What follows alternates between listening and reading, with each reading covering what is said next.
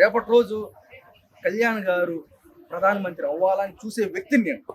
ఎందుకంటే 4 సార్లు ఆయన కలిసిన తర్వాత జగన్మోహన్ రెడ్డి గారు నాకు ఎక్కువ కాదు, చంద్రబాబు గారు ఎక్కువ కాదు, కళ్యాణ్ గారు ఎక్కువ కాదు. డిప్యూటీ సీఎంగా ఉండి ఏం చేస్తారని చూసినప్పుడు మొన్న ఆయన హోంశాఖ గురించి మాట్లాడుతూ భద్రత కావాలని చెప్పినప్పుడు గౌరవించాయని. కళ్యాణ్ గారు ప్రధానమంత్రి అనే స్టేట్మెంట్ కానీ బయటికి వెళ్తే వైసీపీ వాళ్ళు ఖచ్చితంగా హేళన చేశారు. ఆంధ్రప్రదేశ్ రాజకీయాల్లోనే ఏదో ఒక పార్టీ పొత్తు లేకుండా ముందుకు వచ్చే పరిస్థితి లేదు కళ్యాణ్కి. కళ్యాణ్ లేకుండా సార్ అసలు నాకు తెలిసి ఒక చిన్న అంగడి పెడితే కిరాణా షాప్ పెట్టింది మన ఊర్లో ఏందిరా, ఏ కులం రా, ఏ మతం అంటారు. ఒక విఆర్ఓ పనిచేసేదానికి వస్తే ఏ కులం విఆర్ఓరా, ఏ కులం మతం విఆర్ఓరా అని మన విద్యార్థులు ఎదుగుతున్నారు. మనం పొద్దునాస్తం ఒక అమ్మాయి బాగుండి అందంగా ఉంటే గౌరవించాం, ఒక అబ్బాయి అందంగా ఉంటే గౌరవించాం. ఆ కులం ఏంది, వాళ్ళ మతం ఏంది. విద్యార్థులు కూడా ఇట్లా ఇట్టుకు మారుతున్నారంటే ఒక బలమైన ప్రెజర్స్ అనేవి విద్యార్థుల్ని చదువుతో పాటు కులానికో మతానికి అంటగొడుతూ ఉంటే నాలాంటోడు ఇంకొకడు అసలు నిజంగా చెప్పాలంటే పవన్ కళ్యాణ్ గారు లాంటి సామాజిక వర్గానికి చెందిన వ్యక్తి ఈ స్థాయి దాకా చేరాలంటే నాకే అవాగ్గా ఉంది. ఈ ఆంధ్రప్రదేశ్ రాష్ట్రంలో కులం కావాలి, మతం కావాలి, 2 కులాలే ఏడాలి. అలాంటప్పుడు పవన్ కళ్యాణ్ గారు లాంటి ఒక సామాజిక వర్గం నుంచి వచ్చి ఇంత దూరం నిలబడ్డారంటే గ్రేట్. మద్దతు ఎందుకు తీసుకున్నారంటే చూశారు, నిలబడలేకపోయారు, మళ్ళీ జనం కోసం నిలబడాలనుకున్నారు, అందుకని పొత్తు తీసుకున్నారు. సార్ కులం అనేది ఇప్పటికీ చాలా బలంగా పనిచేస్తుంది. ఆ కుల వ్యవస్థ పోవాలంటే విద్యార్థులు రావాలి, మీడియాలో రావాలి. కానీ కళ్యాణ్ గారు పొత్తు పెట్టుకోకపోయినా ముందు ఒకటే వాదన, నేను జనాల కోసం పనిచేస్తా, ఒకటే వాదిస్తా, న్యాయం అంటాను. కానీ ఆయన ఈ లెవెల్లో వచ్చి 21కి 21 గెలిచి ఈరోజు కూడా ఒక కమాండ్ రాజకీయాలతో ముందుకు వస్తున్నారంటే ఈయన ఈరోజు సార్ నేను ఒకటే తీసుకుంటాను సార్, అంబేద్కర్ వాదిగా మేము ఒకటి కోరుకుంటాం, జనాల్లో కంటే విద్యార్థుల్లో మార్పు వస్తే 2029లో మోడీ గారి తర్వాత ప్రధానమంత్రి అవుతారో లేదు మాకు తెలియదు, కానీ మనకి ఆదిత్య గారి రేసులో ఆదిత్య గారు అట్లా ఎవరైతే ఉన్నారో మన ఏపీ నుంచి పవన్ కళ్యాణ్ గారు ఉంటారు.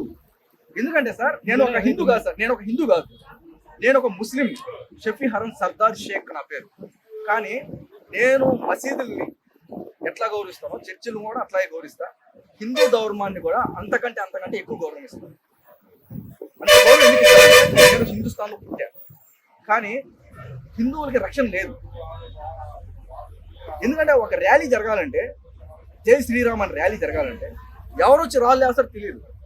కానీ హిందూ ధర్మం గురించి మాట్లాడే వ్యక్తులు చాలా అరుదుగా ఉన్నారు. అట్లాంటి పవన్ కళ్యాణ్ గారు మనం మాట్లాడేది కూడా పవన్ కళ్యాణ్ గారు కూడా ముస్లిమ్స్ని, క్రిస్టియన్స్ని సమానంగా ప్రేమిస్తూ హిందువులను కూడా సమానంగా ప్రేమిస్తారు. అట్లాంటి వ్యక్తి మాట్లాడినప్పుడు ఆయన హేళన చేశారు. అవన్నీ కూడా చాలా ఇబ్బందికరంగా అనిపించాను. ఇట్లాగ అరుదైన వ్యక్తి, హిందూ ధర్మాన్ని గురించి మాట్లాడే వ్యక్తి, అందరినీ సామాజికంగా లవ్ చేసే వ్యక్తి రేపు ప్రధానమంత్రి రేసులో ఉంటారు అని చెప్పి కూడా ఆయన కావాల్సిన బలం మీడియా నుంచి, విద్యార్థి సంఘం నాయకులుగా మానించి ఇప్పటి నుంచి మేము తోడ్పాటు అందించాలని చెప్పి కూడా మేము కోరుకుంటున్నాం.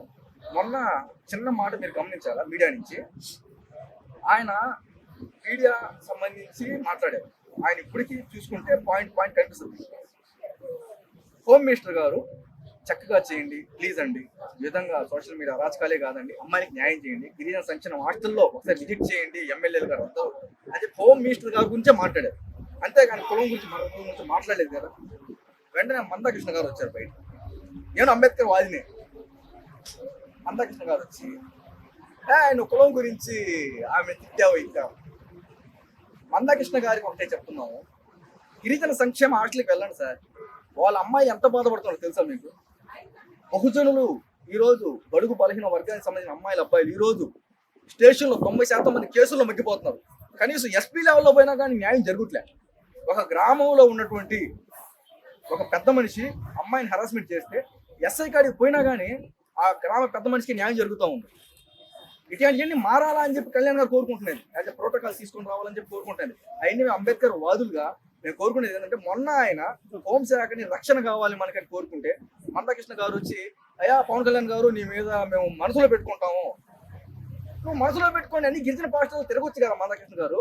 ఆయన మాట్లాడే హోంశాఖ గురించి మీరు ఎందుకు కులాలని తీసుకొని అంతగట్టి ఇచ్చేస్తున్నారు?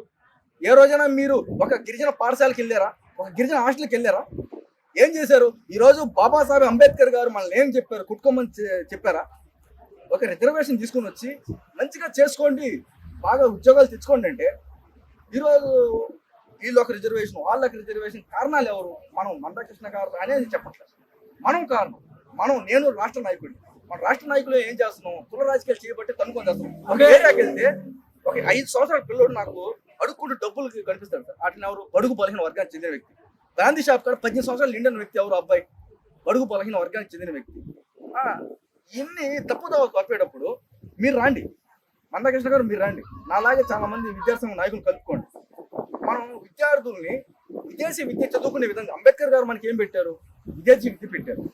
దాని వరకు అడుగులు ఎక్కుతాం. అరే బాబు మీరు చెడిపోకండి రా, మీరు చదవాలరా అని చెప్పాలి. మా ఏరియాకు ఎస్సీలు చాలా మంది ఒక చదువుకోక, అవగాహన లేక, బడుల్లోకి వెళ్తుంటే చదువు లేక, టీచర్ లేక ఇప్పుడు మన బడ్జెట్ పెట్టారు. అలాంటి యువతకి జాబులు అనేది గవర్నమెంటే అవసరం లేదు, కాంట్రాక్ట్ బేస్ జాబులు పెట్టండి. ప్రతి స్కూల్లో ప్రతి సబ్జెక్ట్కి జాబులు పెట్టండి. సైన్స్కి ఒకరు టీచరు, సోషల్కి ఒక టీచర్ ఉంటే అంత బాగుంటుందని మందకృష్ణ గారు లాంటి వాళ్ళు మాట్లాడితే బాగుంటుంది. కానీ అట్లా కాదు, కుల రాజకీయాలు మత రాజకీయాలు ఇప్పటికీ చేస్తుంటే మనసులో పెట్టుకుంటామంటే మా మనసులో బాగా చేస్తుందని చెప్పి తెలియజేసుకుంటూ పవన్ కళ్యాణ్ గారు లాంటి నాయకులకి విద్యార్థి సంఘం నుంచి ఎప్పటికీ తోడుగా ఉంటాం. ఎందుకంటే ఆయన వ్యక్తిత్వానికి తోడుగా ఉంటాం అని చెప్పి నేను తెలియజేస్తాను.